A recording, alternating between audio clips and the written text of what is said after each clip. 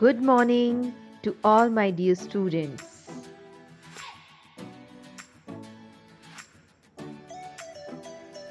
Welcome to E-class of St. Mary's Convent School.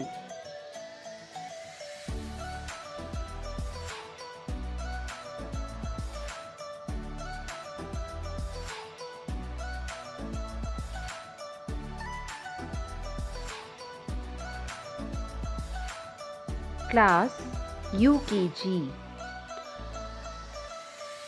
Subject English.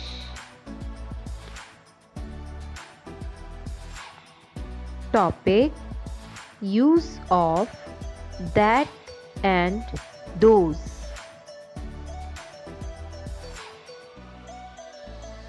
That is used only for an object which is far away.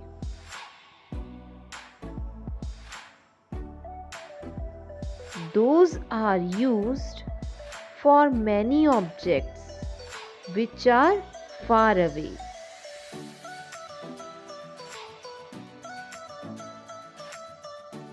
Students always remember is should be used with that.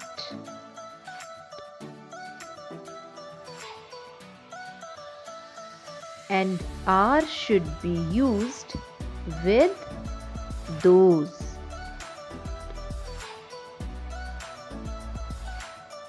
For example, if we are having only one mango and it is far away, then we will say that is a mango. And if we are having more than one mango and they are far away, so we will say those are mangoes. Now here we are having a tree, but it is far away. So what we will say? Yes, we will say that is a tree. And if we are having more than one tree and they are far away from us, then what we will say? Yes, we will say those are trees. Now again here we are having a cap, but that cap is far away from us. So we will say that is a cap. Again we are having more than one cap. So what we will say? We will say those are caps.